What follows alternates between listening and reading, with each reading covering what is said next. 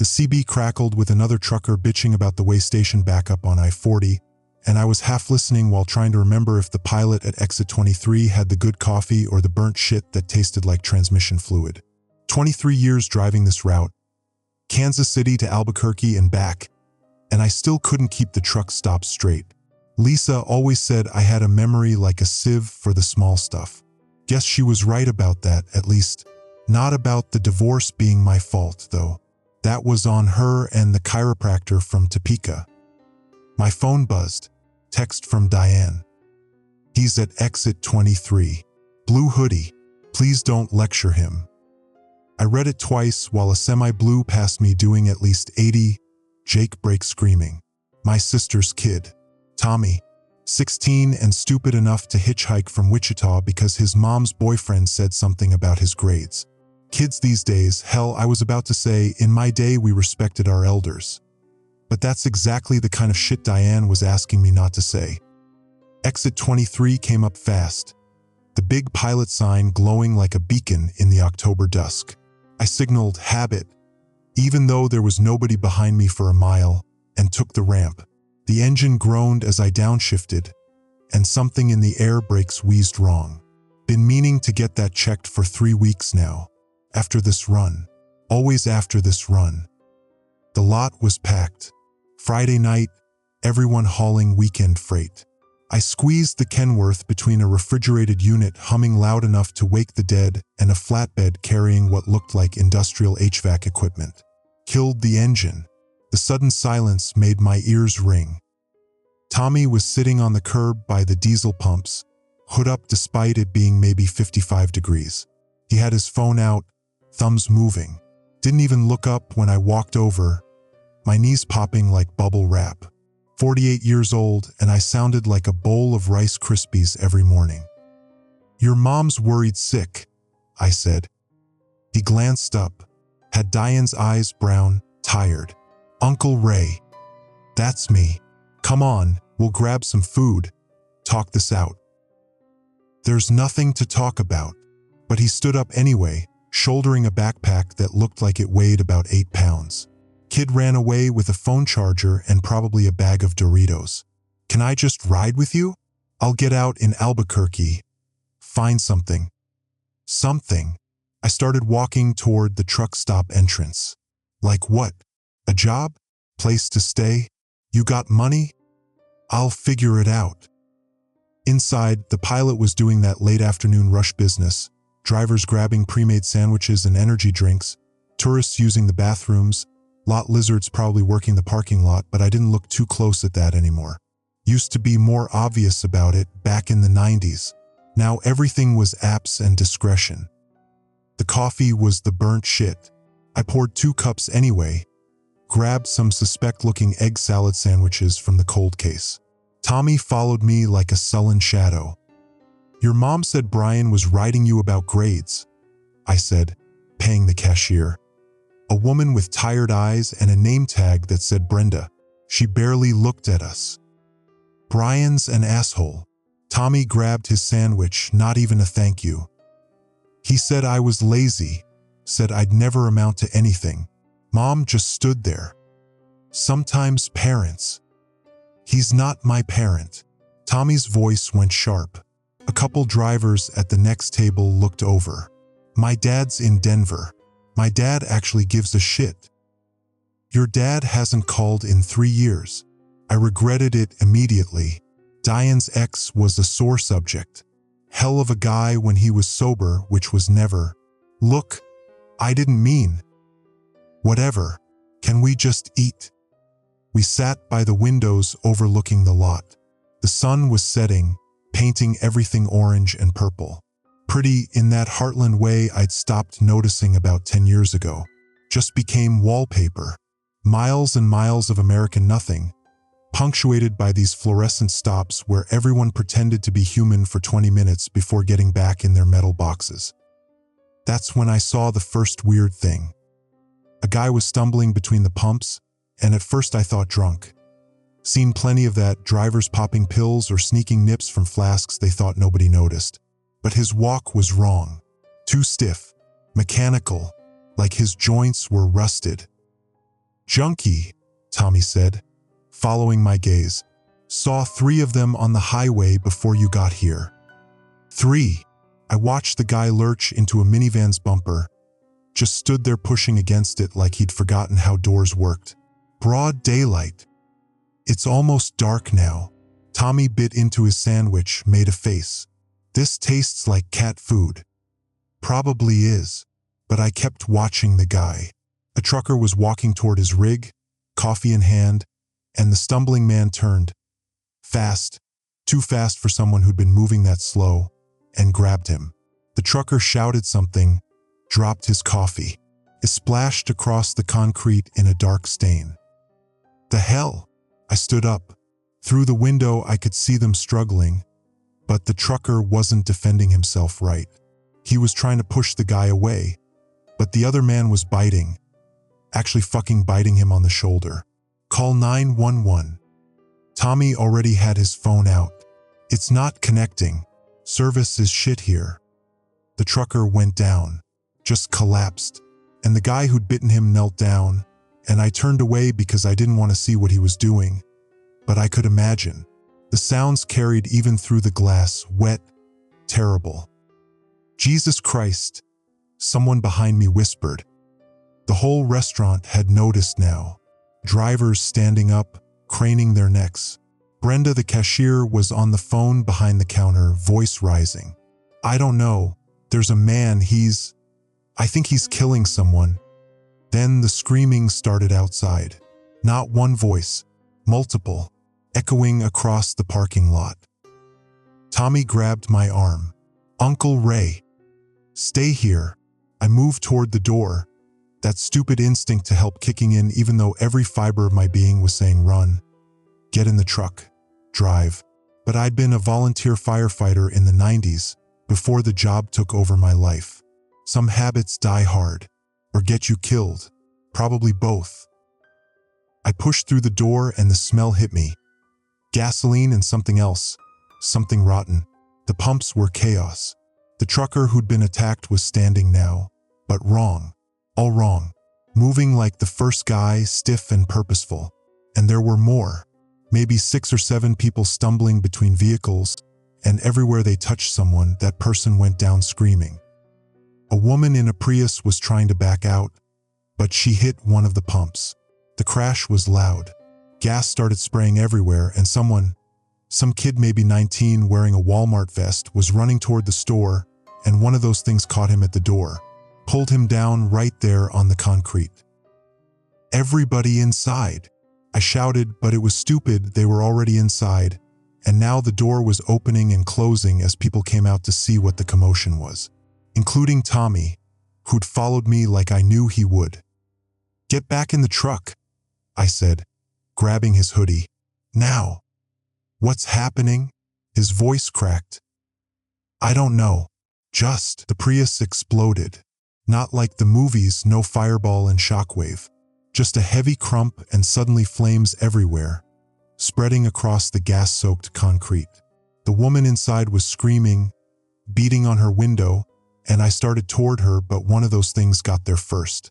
Pressed its face against her glass, leaving a smear. Then more of them came shambling out of the darkness beyond the lot.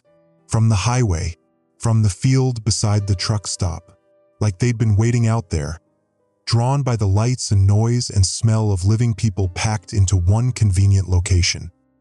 The truck, I said, pulling Tommy. Move. We ran. Other drivers had the same idea, engines roaring to life, air brakes hissing. A Schneider rig tried to pull out too fast and clipped a Corolla, sent it spinning into the propane cage. More fire. Everything was fire now, and those things kept coming, kept grabbing people, kept biting. I reached the Kenworth and Tommy was right behind me, scrambling up into the passenger seat while I fired up the engine. It coughed, sputtered, "Come on, you bastard," and finally caught. The diesel rumble felt like salvation. A man slammed against my door window. His face was gray, eyes clouded over, and when he opened his mouth I could see his teeth were broken, jaw working independently like it wasn't connected right anymore. Blood on his shirt, Someone else's blood. I threw the truck into gear and pulled forward. He fell away, went under the wheels. I felt the bump. Felt it again when the trailer tires got him. "Oh God," Tommy said. "Oh God. Did you just—" He wasn't. I didn't finish. Wasn't what? Alive? He'd been walking, attacking. What the hell did you call that? Hold on. The exit was blocked. 2 cars had collided trying to get out, and now those things were swarming them. I could see inside one of the cars. A family, parents trying to shield their kids, while gray hands reached through broken windows. "We can't," Tommy started. "I know, but what was I supposed to do? Ram through? Hope they'd move?" The Kenworth weighed 40,000 pounds empty. Loaded, I was carrying automotive parts, maybe another 30. That was a lot of physics to aim at civilians, even if they were. One of the family members started moving wrong. The father. He'd been bitten, and now he turned on his own family. His wife's screams cut through everything else. I made a decision, turned the wheel hard left, aimed for the grass median that separated the truck stop from the on-ramp. The Kenworth lurched, tires chewing up sod, and for a second I thought we'd get stuck. But the ground was firm enough and we bounced up onto the ramp, nearly taking out the yield sign. The highway stretched ahead, dark and empty. My hands were shaking on the wheel. "What the fuck was that?" Tommy's voice was too high. "What the fuck?" "I don't know." The CB was going crazy, voices overlapping. "Attacked at the rest stop. Hundreds of them on 70. Don't stop. Whatever you do, don't stop. Radio says it's everywhere." Someone cut in. "Denver, Kansas City, all the major cities. Some kind of infection." I grabbed the CB mic. "This is westbound on 70. Just left exit 23. The pilot there is gone. Those things are everywhere. Anyone listening, avoid the stops." Static answered me. Then, "Westbound. This is Rattlesnake. You got your ears on? Go ahead." "How many at exit 23? I looked at Tommy. He held up both hands, shrugged. "Couple dozen when we left," I said. "More coming out of the fields." "Jesus." "Okay, there's a group trying to organize at the Bosselman in Grand Island, Nebraska. You copy?" "Copy. How far?" "Maybe 200 miles for you. Take 283 north. Avoid the main interstate. Rattlesnake out." Tommy was staring at his phone. Nothing. No service, no data. It's like towers are probably overloaded. I kept the speedometer at 70. Fast enough to cover ground, not so fast I'd miss hazards. The headlights carved tunnels through the darkness. "Try texting your mom anyway. Sometimes it'll go through later." He typed, hands shaking. Kid was going into shock probably. Hell, I was going into shock. I just run over a man. Former man. Whatever. The bump was still echoing through my bones. "This can't be real," Tommy said. "Yeah. This is zombie movie shit. This doesn't happen." "Seems like it's happening." A car was abandoned on the shoulder ahead, flashers still going. I guided the truck around it. "You okay? Did any of them?" "No. I'm fine. He put his head between his knees. "I think I'm gonna puke. There's a bag under your seat." He found it. McDonald's bag from last week, couple old fries still inside, and retched into it. The sound filled the cab. I kept driving. The highway was getting worse. More abandoned vehicles. Some crashed. One was on fire, a pickup truck with all its windows blown out. Bodies on the road. I swerved around them when I could. My phone buzzed. Signal, finally. 3 missed calls from Diane. A text. "Where is he? Ray, please tell me he's with you." I handed the phone to Tommy. "Tell her." He typed with shaking thumbs. What do I say? Truth. We're together, we're safe, we're heading north. Mom's gonna freak. She's already freaking. I checked the mirrors. Nothing behind us but darkness and distance. Tell her we'll call when we can. And tell her, I didn't finish. Tell her what? That the world was ending. That I just left a truck stop full of people being torn apart. That her idiot brother didn't know what to do except drive. Tell her I love her, I said. Tommy typed, sent. We drove in silence for maybe 10 minutes. Then his phone buzzed. She says don't stop. She says it's on TV, they're calling it an outbreak. Recommending people shelter in place. Shelter in place in what? This truck. I laughed, but it came out wrong. We stop, we die. There's a military checkpoint being set up in North Platte. She says head there. North Platte. That was, what, another 100 miles? Maybe more. I did the math in my head. Came up with nothing useful. Numbers had stopped meaning anything.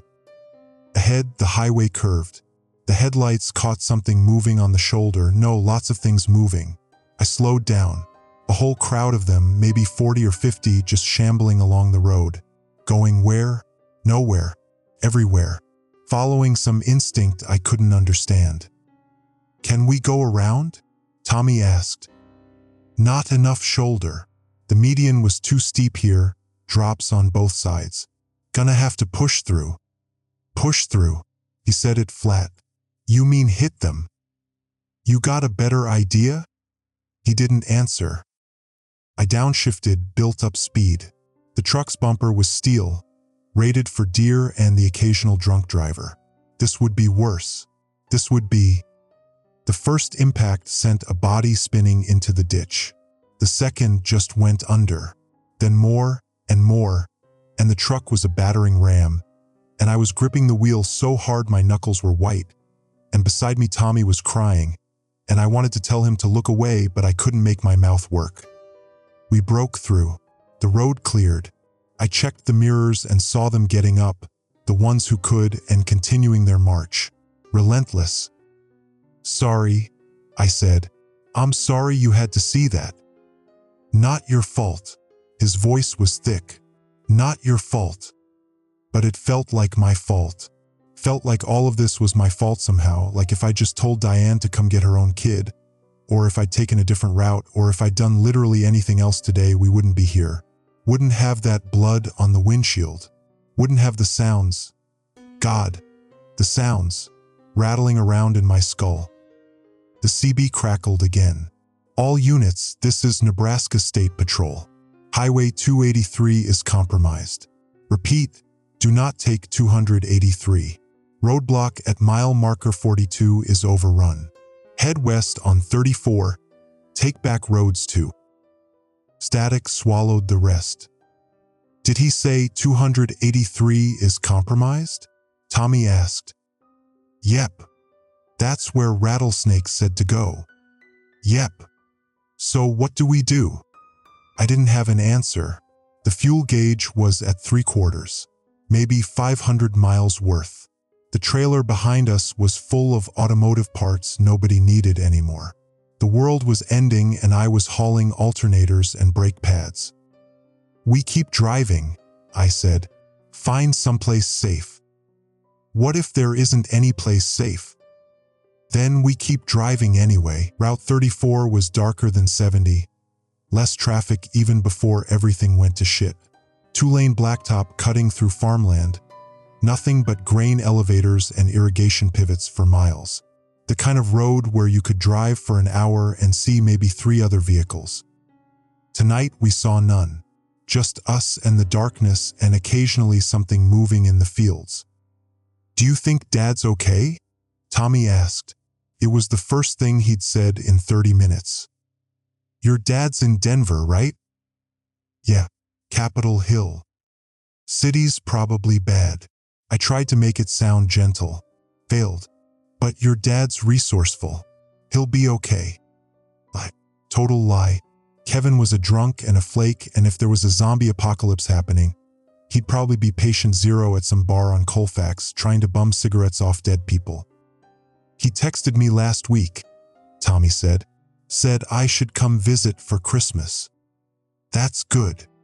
But he always says that, never follows through. I didn't have a response that wasn't going to make things worse, so I just kept driving. The road rolled out ahead, yellow line hypnotic in the headlights. The CB had gone quiet. Either everyone had figured out talking was useless, or there was nobody left to talk. I cycled through channels. Static. Then, barricaded in the Sinclair station, we have maybe 6 civilians and 2 rifles. I grabbed the mic. Sinclair Station? What's your location? Mile marker 64, Route 34. Who's this? Trucker heading west. How many of those things around you? Dozens. Maybe more. We can't see them all. They're waiting. Waiting. That was new. For what? We don't know. Food? Sunrise? We don't hold on. Gunshots. 3 sharp cracks. Then, they're testing the doors. We reinforced them, but I don't know how long. More gunshots. Then screaming. Then nothing. Sinclair Station, you copy? I waited. Sinclair, come back. Dead air. Should we go help them? Tommy asked. We're at marker 58. That's 6 miles ahead. I did the math, didn't like the answer. By the time we get there, they'll be dead. Yeah. We drove in silence. When we hit marker 64, I slowed down, looking for the station. There, off to the right, one of those old-school Sinclair places with the dinosaur logo. Lights on inside. The parking lot was crawling with them. Maybe 40, 50. More emerging from the darkness like moths to a flame. The door was hanging open. I could see bodies inside. The rifles were on the floor. Don't look, I said. Tommy looked anyway, then threw up again all over the floor this time. The smell filled the cab, bile and fear. I cranked down my window for fresh air and immediately regretted it. The smell outside was worse. Rot and gasoline and something else, something primal that my lizard brain recognized as danger. I sped up. The Sinclair fell away behind us. We can't help anyone, Tommy said. Wasn't a question. No. So what's the point? What are we even doing? Surviving. That's the point. For what? So we can watch more people die? So we can. Tommy, I cut him off harsher than I meant to. We're alive. Right now, that's enough. We figure out tomorrow. He wiped his mouth on his sleeve. I want my mom. I know. And I did. Wanted Diane too. Wanted Lisa, wanted my old life. Wanted to wake up in the sleeper berth and have this all be some fucked up nightmare brought on by truck stop burritos. But wanting didn't change anything. We'll find her. I promise. Another lie. But what else was I supposed to say? The road kept rolling. We passed through a town called Trenton. Population maybe 600, according to the sign. The main street was empty. Literally empty. No cars, no bodies, no movement. Just streetlights shining on nothing. Where is everyone? Tommy asked. Evacuated maybe. Or hiding. Or dead. Or that. We didn't stop to check. The fuel gauge hit half empty around midnight. I started doing calculations, MPG versus distance versus where the hell we were even going, and came up with nothing useful. The Bosselman in Grand Island was off the table. North Platte checkpoint probably overrun by now. That left. What? Denver? Cheyenne? Mexican border? How much fuel? Tommy asked, reading my mind. Enough to get to Colorado. Maybe. Then what? Then we figure it out. My phone buzzed. Text from Diane. Can't get out of Wichita. Roadblocks. Brian's infected. He bit the neighbor. I locked myself in the bathroom. Tell Tommy I love him. I stared at the screen. Read it again, then handed it to Tommy without a word. He read it, read it again, started crying quiet sobs that shook his whole body. "She's smart," I said. "She'll figure something out." "Brian's infected."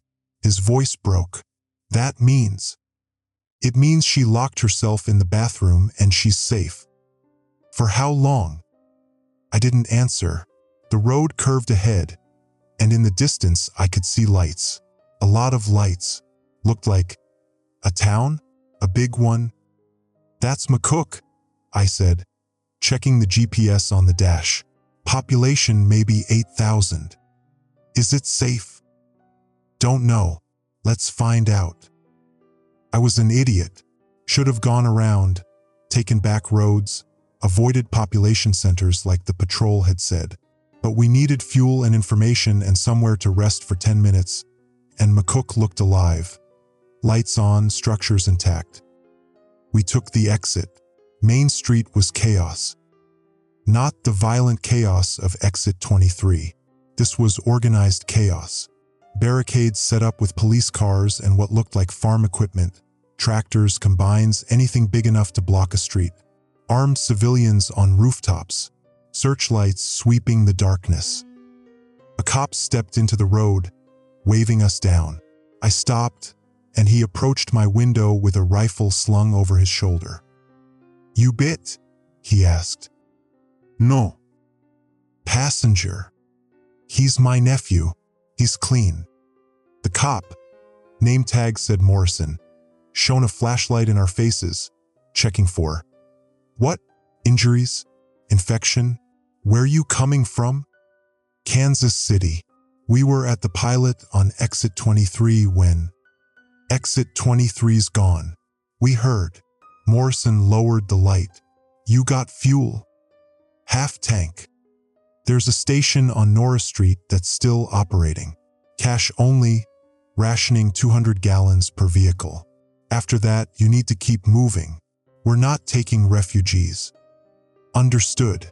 Any word on Grand Island?" "North Platte." "Grand Island's gone. North Platte's holding, but they're not letting anyone in. Military's got it locked down." He stepped back. "Stay on Main Street. Don't go into residential areas. You see one of those things, you report it. Don't engage. Clear?" "Clear." He waved us through. I followed Main Street, past the barricades and searchlights and armed civilians who looked like they'd never held guns before today. Past a pharmacy with all its windows smashed out. Past a bank with bodies piled in front, execution-style, single shots to the head. Past normal people trying to hold on to something that was already gone. The station on Norris was a Cenex, and the line of vehicles stretched back 3 blocks. We got in line. Didn't have a choice. "How long you think this'll take?" Tommy asked. "Hour. Maybe more." "Do we have an hour?" I watched the searchlights sweep across the darkness beyond the barricades. Watched the people on the rooftops, rifles ready. Watched the fear in everyone's eyes. "We'll find out." The wait took 90 minutes. When we finally got to the pump, the attendant, a kid maybe Tommy's age, swiped my card 3 times before remembering it was cash only. I pulled out every bill I had. $300. He counted it twice, then pumped exactly 200 gallons into my tanks. "That's all you get," he said. "Next." "Where's everyone going?" I asked. "West. Mountains. Figure the altitude might slow these things down." He shrugged. "Or maybe we just want to die somewhere pretty." We rolled out of McCook at 2 a.m. The fuel gauge read full. The road ahead was dark. Behind us, the searchlights kept sweeping. "Your mom text back?" I asked. Tommy checked his phone. "No." "She will." "Stop lying." His voice was flat. "Brian bit her, or he bit through the door, or she ran out of water. She's dead, Uncle Ray. Just say it." "I don't know that." "Yeah, you do. You saw what happened at Exit 23. You heard what happened to those people at the Sinclair. Mom's dead and we're just driving around pretending there's somewhere to go. There's Denver. Your dad. My dad's dead too. Everyone's dead. Or they will be. He turned away, pressed his forehead against the window. We should just stop. Let them get us. Be easier. Tommy. I'm tired. I'm so fucking tired. I didn't have an answer, because he was right. Not about stopping. I'd run over 100 more of those things before I let them take us, but about being tired. I was exhausted. Bone deep, soul deep exhausted. The kind of tired that came from watching the world end in real time. But I kept driving, because that's what you did. You kept driving until you couldn't anymore, and then you drove some more, and maybe eventually you'd find something worth stopping for. Or maybe you wouldn't, but you kept driving anyway. The Colorado border came up around 4 a.m. The sign, "Welcome to Colorful Colorado," was riddled with bullet holes. Beyond it, the highway stretched into darkness. "We're still alive," I said. Tommy didn't respond. He'd fallen asleep against the window, his breath fogging the glass. I turned on the radio, cycled through stations. Most were dead air. Then I caught something, emergency broadcast, automated voice. "This is the emergency alert system. A state of emergency has been declared for all 50 states and U.S. territories. Citizens are advised to shelter in place. Do not attempt to travel. Do not approach or engage with infected individuals. Military and emergency services are responding. Repeat." I turned it off. Shelter in place. Sure. In what shelter? The Kenworth? A truck stop bathroom? The moon? The highway curved ahead, cutting through prairie that looked like the surface of another planet in the pre-dawn darkness. I kept the speedometer at 70, kept both hands on the wheel, kept driving west, toward the mountains, toward Denver, toward some impossible idea that there was still something worth reaching. Behind us, the sky started turning gray. Dawn was coming. The dead would still be walking, but we'd be moving, always moving. And maybe that was enough. Denver came into view around noon, skyline visible from 50 miles out, mountains beyond looking like God's teeth against a blue sky. Under normal circumstances, I'd appreciate the view. Today it looked like a tomb. The CB had been picking up chatter for the last hour, most of it bad. Downtown's completely overrun. Refugee center at the stadium fell last night. Don't take I-25, it's a parking lot full of them. Tommy woke up when we hit the construction zone on 76, orange barrels and concrete barriers choking the highway down to one lane. He rubbed his eyes, looked at the skyline. That's Denver. Yep. Looks quiet. Looks dead. I slowed down for a jackknifed semi blocking the right lane. Someone had spray painted across the trailer. Turn back. Your dad's place is Capitol Hill, right? Near Cheeseman Park. The brownstone apartments on Y. We're not actually going there, are you? You wanted to find him. That was before. He gestured vaguely at everything. He's probably dead, Uncle Ray. Everyone in the city's probably dead. Probably, but we came this far. I took the exit onto I-25 South, against the flow of abandoned vehicles. They were all facing north, drivers who tried to evacuate and didn't make it. Windows broken, doors hanging open, bloodstains on the upholstery. Might as well be sure. The radio crackled. Westbound on 25. You got your ears on? I grabbed the mic. This is westbound. Go ahead. This is Preacher. I'm holed up in a warehouse off Brighton Boulevard. You're heading the wrong way, friend. Downtown is death. Copy that, Preacher. I'm looking for someone in Capitol Hill. Capitol Hill's gone. Fire swept through there 2 days ago. Buildings collapsed. Even the dead burned. Tommy was staring at me, Uncle Ray. We have to see, I said. To Tommy, to Preacher, to myself. We have to know. Then God be with you, friend. Preacher out. I put the mic down. The highway rose up onto the viaduct, elevated above the city. From up here, I could see the extent of it. Fires still burning in Lodo, smoke columns rising from 5 points, the Capitol building's gold dome streaked with soot. Streets clogged with abandoned cars and running figures and the shambling shapes that had been people. Jesus, Tommy whispered. A helicopter passed overhead, military bird with guns mounted on the sides. It wasn't shooting, just observing, like we were all already dead and they were just documenting the aftermath. I took the Colfax exit. The truck barely fit under the overpass, mirrors clearing by inches. We emerged onto East Colfax, the longest, wickedest street in America. Lisa used to joke when we'd visit my brother. Now it was just wicked. Bodies in the street, storefronts smashed, a bus overturned and burning. One of them was eating something in front of a 7-Eleven. Looked up as we passed, face smeared red, then went back to its meal. Don't look, I said. Tommy looked. Of course he looked. Kid couldn't stop looking at the horror, like his brain couldn't accept it was real. Mine couldn't either, if I was honest. This morning I'd been hauling automotive parts. Tonight I was driving through the apocalypse looking for my deadbeat brother-in-law. Capitol Hill was worse than Preacher had said. Entire blocks burned down to foundations. The brownstone apartments on what street had Tommy said? Couldn't remember. Didn't matter. They were all gone. Just rubble and smoke and bodies in the street. Some of the bodies were moving. He's dead, Tommy said, flat, matter of fact. Can we go now?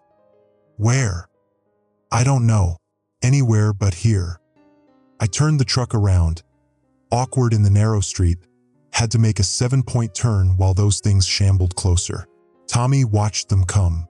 Didn't cry, didn't scream, just watched. We drove north, got back on 25, past the warehouse where Preacher was holed up, big industrial building with mountain metals on the side, loading docks barricaded with shipping containers, lights on inside. I considered stopping, decided against it. We'd brought enough death with us already. The highway stretched ahead. We could go north to Cheyenne, west to the mountains, south to where? New Mexico? Texas? Mexico itself?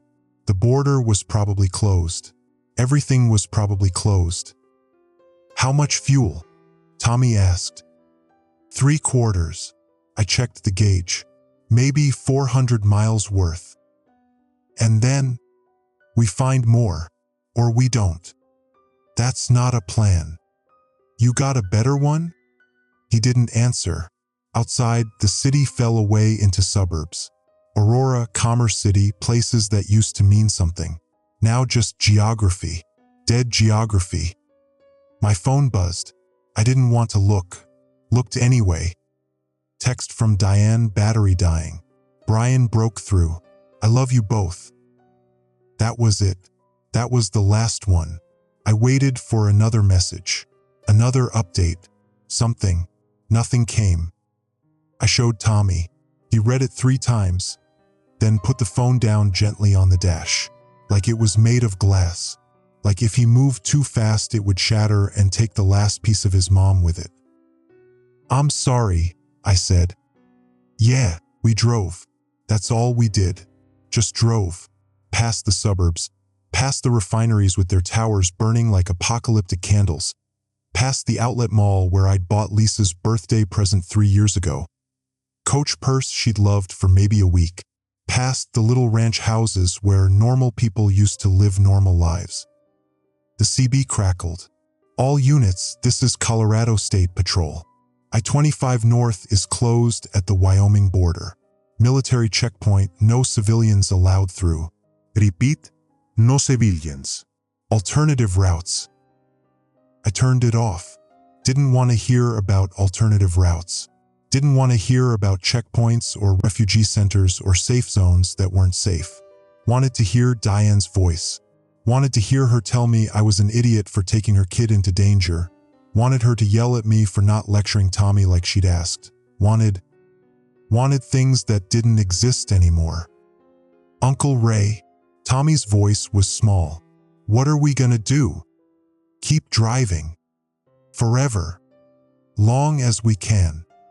The mountains rose ahead, the front range massive and indifferent.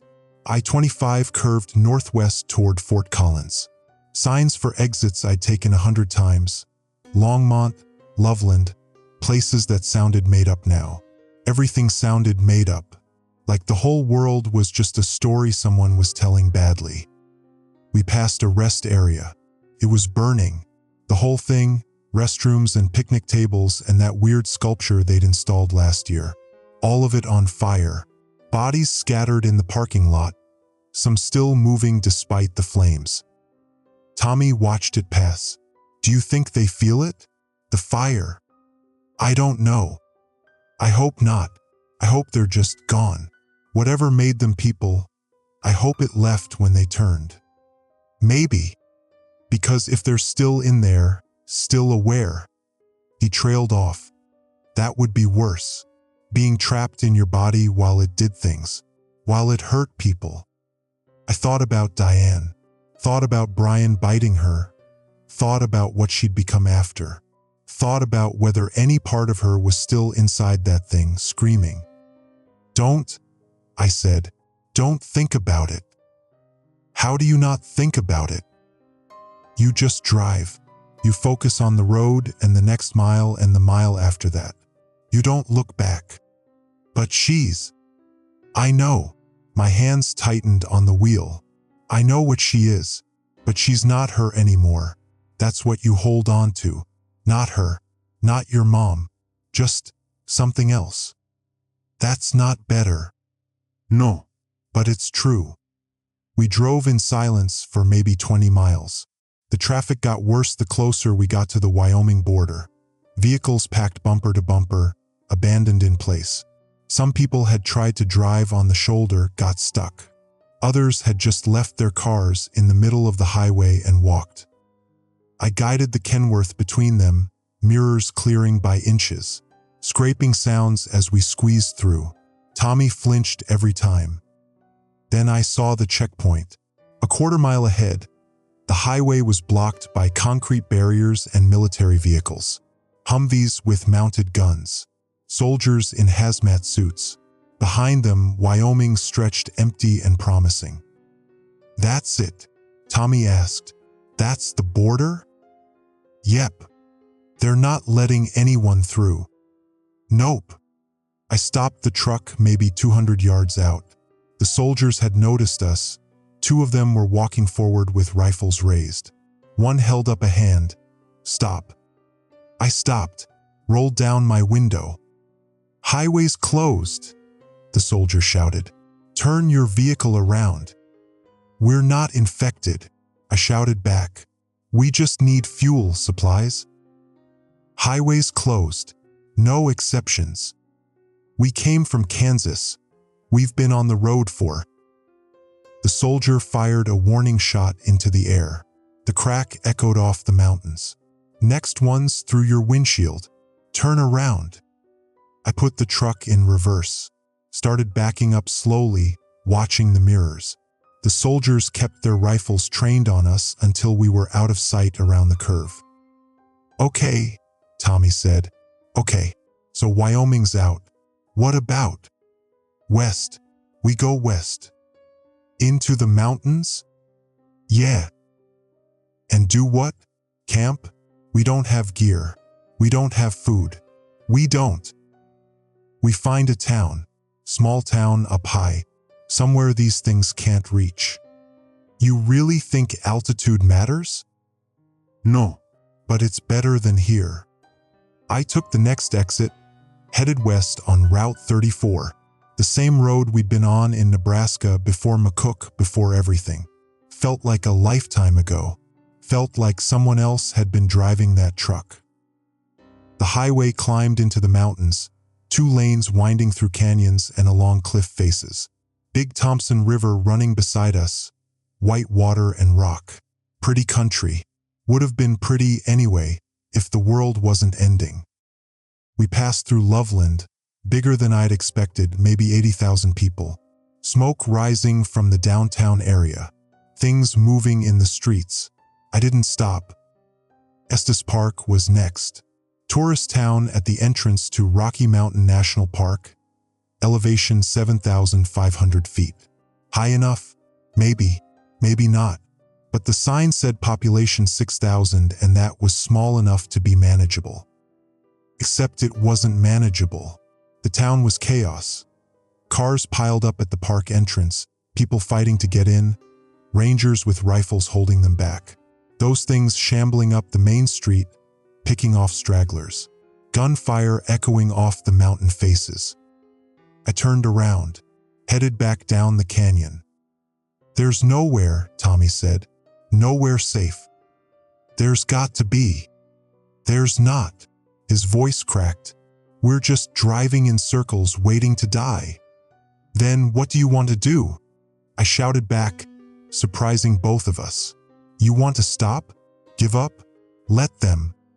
Maybe that's better than this. Better than watching everyone die and pretending we're gonna make it. We are gonna make it. How? How are we gonna make it when everyone else is dead? I didn't have an answer.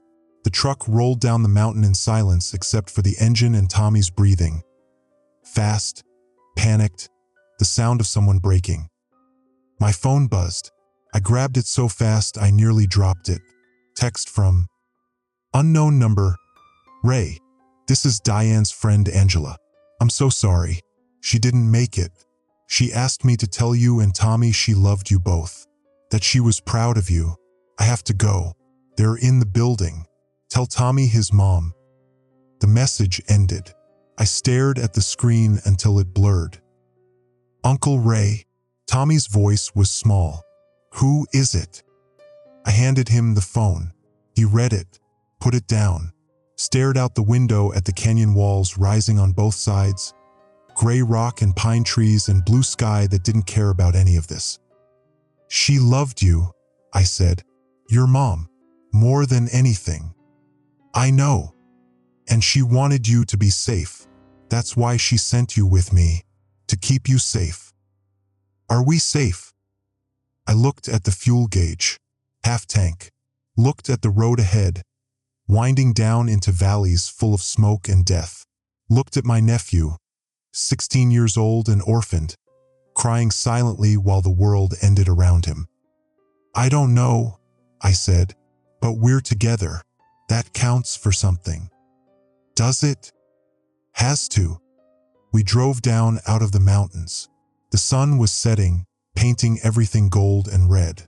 Beautiful. The kind of sunset people used to take pictures of, post on social media with captions about being blessed and grateful. Now it was just the end of another day of running. My CB crackled. "Anyone out there? This is Sanctuary, broadcasting on all channels. We're a fortified community in the Eisenhower Tunnel. Mile marker 216 on I-70. We have supplies, medical, shelter. All are welcome. Repeat." I grabbed the mic. "Sanctuary. This is Ray. I'm on 34 headed toward. Where the hell are we, Tommy?" Tommy checked the GPS. "Drake. We're near Drake." "Near Drake," I said into the mic. "How do we get to you?" "Take 34 to Granby, then 40 south to I-70. Should be maybe 90 miles total. But listen, we've got maybe 200 people here. We're full up. You come, you work, you contribute, and we test everyone for infection. You don't pass, you don't get in. Clear?" "Clear. What kind of test?" "Blood test. Quick and dirty but effective. If you're bit, we'll know. And if you're bit."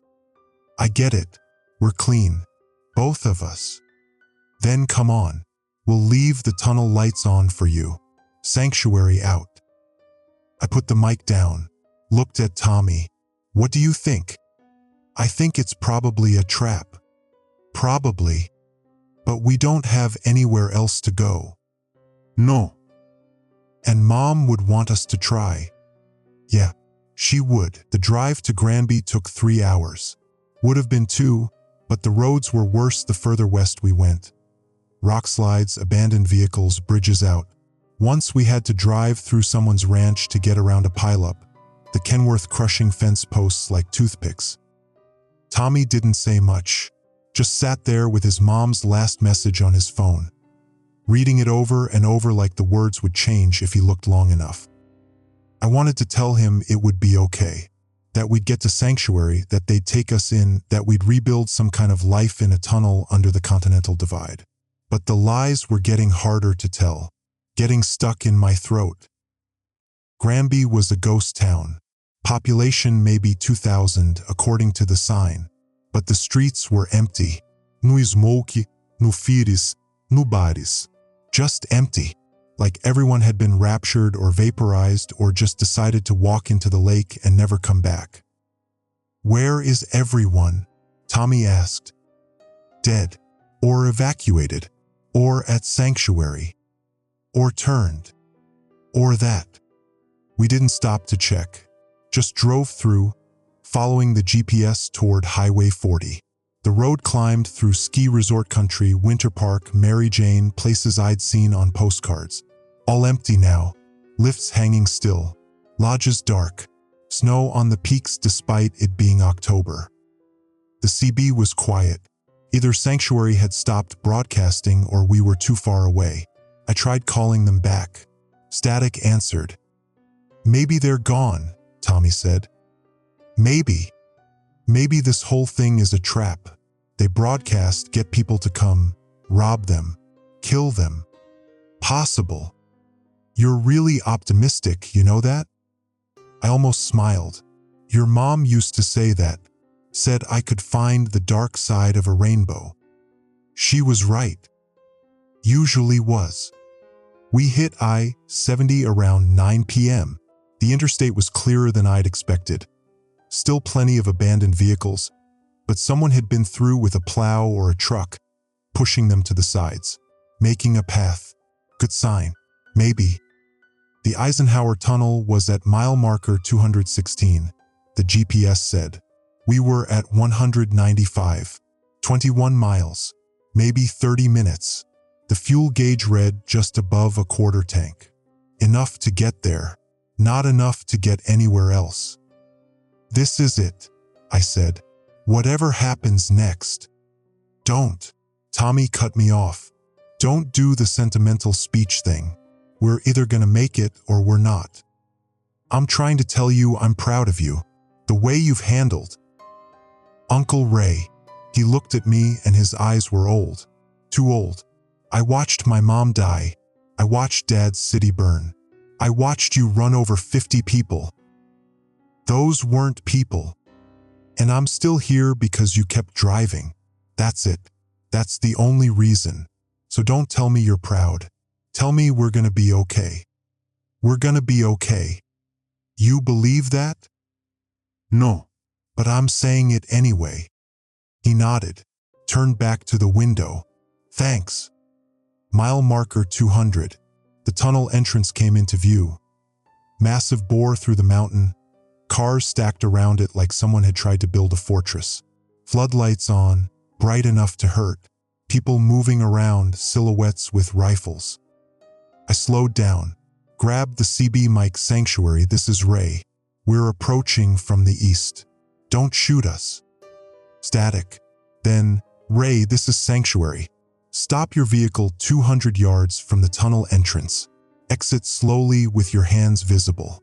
If you're carrying weapons, declare them now. No weapons, just me and my nephew. Copy. Stop and exit. Welcome to Sanctuary. I stopped the truck, killed the engine. The sudden silence was deafening. No rumble, no wind, just Tommy's breathing and my heartbeat and the creak of cooling metal. Ready? I asked. No. Me neither. We climbed down. The floodlights blinded me for a second. Then my eyes adjusted. I could see them now, maybe a dozen people with rifles trained on us. Behind them, the tunnel entrance glowed like the mouth of some enormous creature. A woman stepped forward. 50s, gray hair tied back, wearing a Colorado State Patrol uniform minus the badge. "I'm Captain Ortega. You're Ray." "That's me. This is Tommy, my nephew." "Anyone else in the truck?" "No, ma'am." "You're not bit? Either of you?" "No." "We'll verify that. Follow me." She led us toward the tunnel, past the barricade of cars and armed guards who watched us like we were already infected. The tunnel mouth was huge, 2 lanes wide, concrete walls disappearing into darkness. Inside I could see lights, generators, people moving around like ants in a hive. "How many you got here?" I asked. 237, as of this morning. Lost 3 to infection yesterday. We test everyone every day, kick out anyone who shows symptoms. "Kick out where?" "Outside, into the cold. Let nature take its course." She said it flat, like she was discussing the weather. "We can't risk it. 1 infected person in here, we're all dead. You understand?" "Yeah." "Good, because if you test positive, I'll put a bullet in your head myself." "Nothing personal." We reached a checkpoint, a folding table with medical supplies and a woman in scrubs. She looked exhausted, dark circles under her eyes. "This is Dr. Patel," Ortega said. "She'll test you. Blood draw takes about 10 minutes. You cooperate, you pass, you're in. You fight, you fail, you die. Clear?" "Clear." Dr. Patel gestured to a chair. He said. She tied a rubber tourniquet around my arm, found a vein, drew blood. The needle pinch felt normal, human, like I was just getting a physical at the clinic in KC, like this was all routine. She put my blood in some kind of field test kit, waited, glanced at a timer. 8 minutes. Tommy went next. He didn't flinch when she drew blood, just stared at the tunnel wall, at the graffiti someone had spray painted there. "We endure." "That from the construction workers?" I asked. "No," Ortega said. "We put it there, first week, when we realized this was permanent, that the government wasn't coming, the military wasn't coming, nobody was coming, just us." Dr. Patel checked her timer. "You're negative," she said to me. Then to Tommy, "You too. Welcome to Sanctuary." I felt something unclench in my chest. Relief, maybe, or just exhaustion pretending to be hope.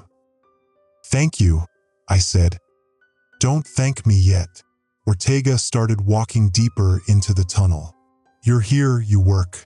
We've got water from snowmelt, power from generators, food from the supply trucks we've scrapped. But it's not enough. Never enough. Everyone pulls their weight or they leave. What skills do you have?" "I'm a truck driver, mechanic, can fix most things." "Good. We need mechanics. Half our generators are running on duct tape and prayer." She looked at Tommy. "You?" "I'm 16. That's not a skill. What can you do?" I don't know. I worked at Sonic one summer." "Can you shoot?" "No." "Can you cook, clean, carry water?" "I guess." "Then you guess you'll be hauling water. We've got a system set up, melting snow on the surface, filtering it down here. You'll work with the water crew." She stopped at a junction where the tunnel branched. Men's sleeping area is Section B. Women's is Section C. Families get priority in Section A. You two can bunk in B. Meals are communal, twice a day, 8 a.m. and 6 p.m. Miss them, you don't eat. Bathroom facilities are primitive buckets and tarps. We dump waste outside every morning. Questions? "What happens if," Tommy started. "If what?" "If those things find us. If they come into the tunnel." "They won't. It's too cold up here. They slow down below freezing. shut down completely below zero. And we've got guards posted 24/7. Nothing gets in. She looked at both of us. You're safe here, as safe as anywhere. But safe isn't free. You work, you survive. You don't work. We work, I said. We'll pull our weight. Good, because we've already executed 2 people for refusing. Don't be the 3rd and 4th. She left us there, just walked away like she'd delivered a package, job done. Tommy looked at me. She wasn't kidding about the bullet, was she? No. Okay. He rubbed his face. So we're prisoners now. That's what this is. A prison where we work or die. It's a community. Everyone contributes. That's what prison is. Tommy. I know. He picked up his backpack. Where's Section B? We found it. A section of tunnel maybe 50 yards long, lined with cots and sleeping bags and people's belongings hung on hooks drilled into the concrete. Maybe 30 men, ages ranging from teenagers to elderly, all with that same exhausted look, like they'd been running forever and finally stopped but couldn't figure out why. An old man on a cot near the entrance waved us over. Fresh meat. I guess, I said. Name's Pete. Used to run a hardware store in Fraser. You? Ray. Trucker. This is Tommy. Trucker, huh? You're gonna be popular. Ortega's been trying to keep the generators running for weeks. Losing her mind. He gestured to 2 empty cots against the far wall. Those are free. Previous occupants got infected. We burned their stuff, cleaned the cots. Should be safe. Thanks.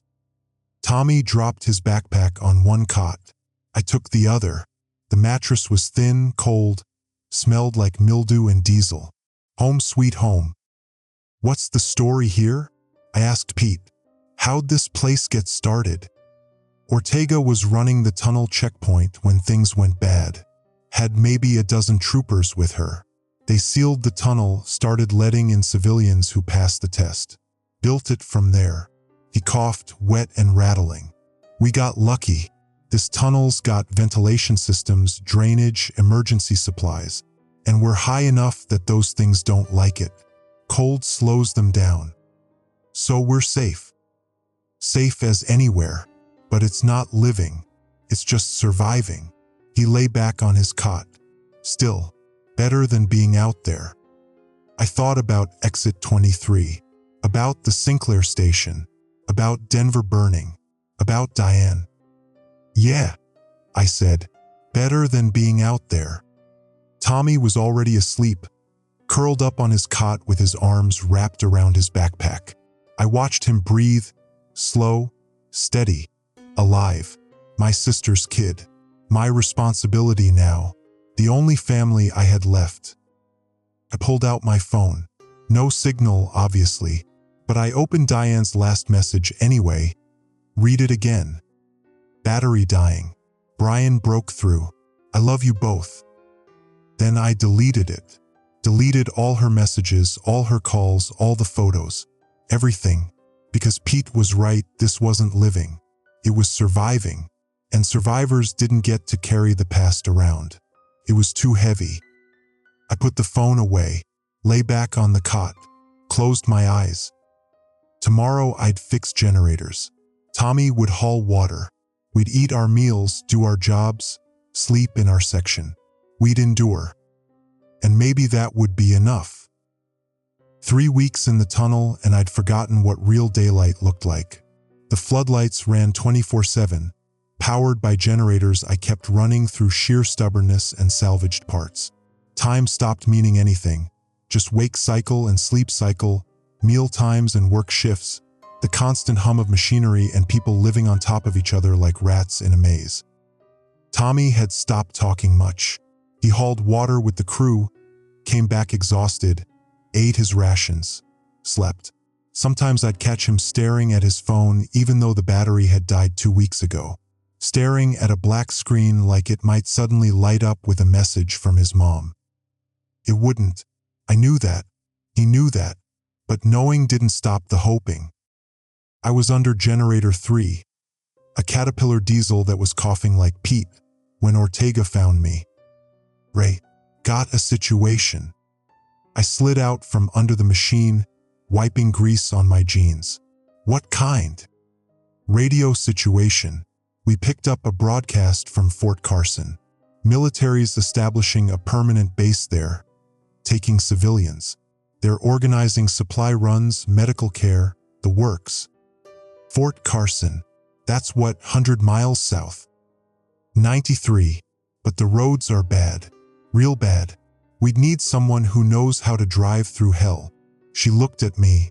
You interested? In leaving here? Getting supplies? Both. We're running low on fuel, medicine, food. We can make it another month, maybe 2. But winter's coming. We need a supply run. And I need someone I trust. I stood up, joints popping. 48 felt like 80 in here. What's the catch? Catch is the roads are full of infected. Catch is most convoys don't make it. Catch is I'm asking you to risk your life for 200 people you don't know. 237, I said. You said. We're at 215 now. Lost 3 to infection this week. Lost 7 who decided to leave, try their luck outside. She leaned against the generator. We're dying, Ray. Slowly. Not from infected, from attrition, from giving up. We need hope. A supply run, even a small one, would give us that. I thought about Tommy hauling water, his dead eyes, his silence. Thought about the rest of my life spent under fluorescent lights fixing generators. I'll do it, I said, but I want Tommy with me. He's 16. He's all I've got. He goes or I don't. She considered. Fine. You leave tomorrow, 6 a.m. I'll give you a list of supplies, a route, and a radio. You make it to Carson, you make it back, you're heroes. You don't make it. She shrugged. We'll remember you tried. Inspiring. I'm not here to inspire. I'm here to keep people alive. She walked away, then stopped. Ray, for what it's worth, your nephew. He's tough. Tougher than he knows. You're doing right by him. His mom would have done better. His mom's dead. You're not. That's what matters. She left me there with the generator and my thoughts. I found Tommy in Section B, lying on his cot. Hey, you awake? Yeah. We're leaving tomorrow. Supply run to Fort Carson. You and me. He sat up. Outside. Yeah. Why would we do that? Why would we leave somewhere safe? Because safe isn't living. Because your mom didn't raise you to haul water in a tunnel for the rest of your life. Because I stopped, started over. Because I think we need to do something that matters. Help people. And I need you with me. What if we die? Then we die doing something. I sat on the edge of his cot. I spent 23 years driving the same route. Kansas City to Albuquerque and back.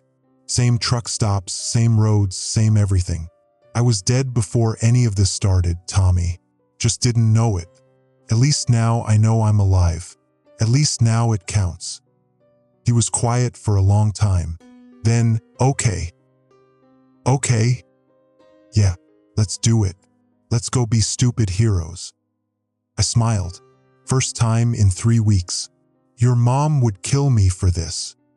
Probably. But she's not here. He lay back down. Get some sleep, Uncle Ray. We've got a long drive tomorrow. I didn't sleep. Just lay there thinking about Diane, about Lisa, about all the miles I'd driven before the world ended, about the road ahead. 6 a.m. came fast. Ortega met us at the tunnel entrance with a list of supplies. Fuel, antibiotics, insulin, ammunition, anything else we could carry.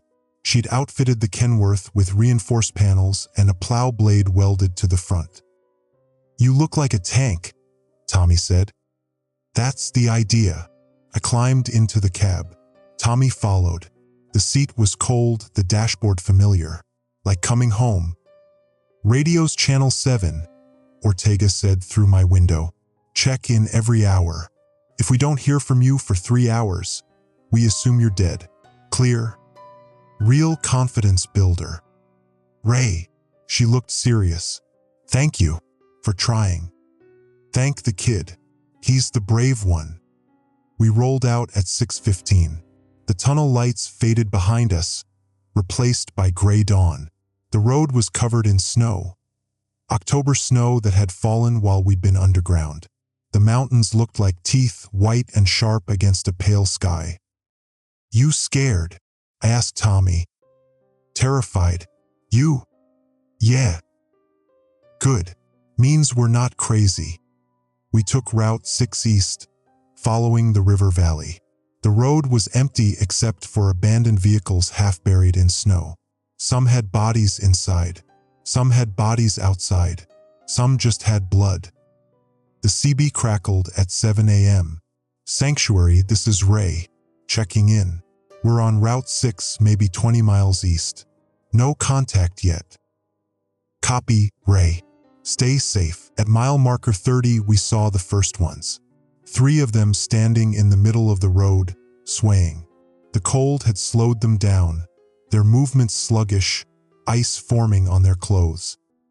I didn't slow down, just plowed through them, the reinforced front taking the impact. They went down like bowling pins. "Does it get easier?" Tommy asked. "Hitting them?" "No, but you stop thinking about it after." "I don't want to stop thinking. If I stop thinking, I'm like them, just going through motions." "Maybe that's what surviving is." "Then what's living?" I didn't have an answer. Fort Carson came into view around 11 a.m. We could see it from miles away. Massive military base sprawling across the plains south of Colorado Springs. Smoke rising from the city itself, but the base looked intact. Helicopters in the air, lights on, life. The checkpoint was 2 miles out. Military barriers and soldiers in full gear, actual hazmat protocols, not the rough and ready stuff we'd seen at Sanctuary. They tested us, blood draw, temperature check, physical examination. Thorough, professional, like civilization hadn't ended, just relocated. "You're clean," the medic said. "Welcome to Fort Carson." Inside was overwhelming. Thousands of people, civilian refugees living in tents and converted warehouses, supply depots, medical facilities, a functioning command structure. It was everything Sanctuary wasn't, everything we'd lost. "Holy shit," Tommy whispered. We spent 6 hours loading supplies. The military gave us fuel, medicine, food, blankets, everything on Ortega's list plus extras. A major named Hendricks coordinated the logistics. "You're from Eisenhower Tunnel?" he asked. "Sanctuary." "Yeah." "Tell Ortega we're planning a supply route. Weekly runs if we can manage it. We're trying to link up all the surviving communities, create a network." "There are other communities?" "Dozens, maybe hundreds. People finding ways to survive." He handed me a radio. "This is a long-range military model. Tell Ortega to monitor channel 24. We'll coordinate from there." "You make it sound like we're winning." "We're not losing anymore. That's something." We left Fort Carson at 5 p.m. with a full load and a military escort for the first 20 miles. They turned back at the city limits. "Too dangerous to go further," they said. We continued alone. The drive back was worse. Night fell fast, and those things were more active in the dark. We saw them everywhere, on the roads, in the fields, pressed against abandoned houses like they were waiting for something that would never come. Tommy was quiet for a long time. Then, "Do you think Mom's out there? Like that?" "I don't know. I keep thinking about her, wondering if if any part of her is still her, if she remembers us." "Don't do that to yourself." "Can't help it." He wiped his eyes.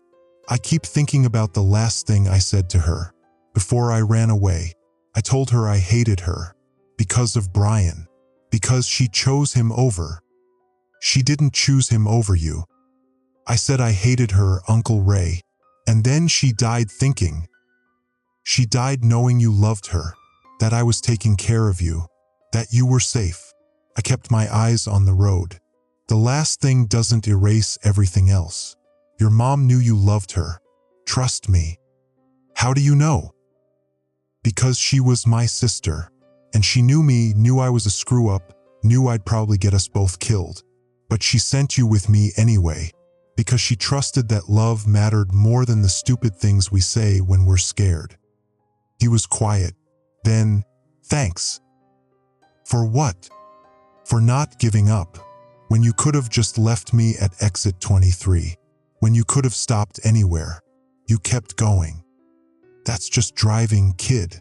It's what I do. No, it's more than that. He looked out at the darkness. Mom was right about you. You're stubborn as hell, but that's good. That's what keeps people alive. We made it back to Sanctuary at 2 a.m. Ortega met us at the entrance with most of the community, 215 people who'd been holding their breath for 20 hours. When they saw the supplies, they cheered. Actual cheating, like we'd won something. You did good, Ortega said, helping unload. Real good. I handed her the radio. Fort Carson's organizing supply routes. They want to network the communities.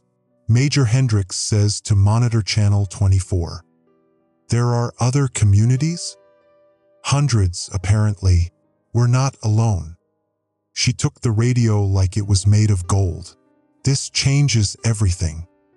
Maybe, or maybe it just means we survive a little longer. That's all any of us are doing. Surviving a little longer. She looked at the supplies, at the people hauling boxes into the tunnel. But every day we survive is a day we get to try again tomorrow. That counts for something. Tommy and I made our way back to Section B. Pete was still there, still coughing, but he smiled when he saw us. Heroes return, he said. We just drove, I said. That's all any hero does. Just keeps going when everyone else stops. I lay down on my cot. The mattress was still thin, still cold, still smelled like mildew. But it felt different now. Not like prison, like home. Tommy was already asleep on his cot, face peaceful for the first time in weeks. I watched him breathe, slow, steady, alive. My sister's kid, my family. The tunnel hummed around us. Generators running, people talking, life continuing in the dark. We'd endure. We'd survive. We'd keep driving until there was nowhere left to drive, and then we'd find something else. Because that's what you did. You kept going. For the people you loved.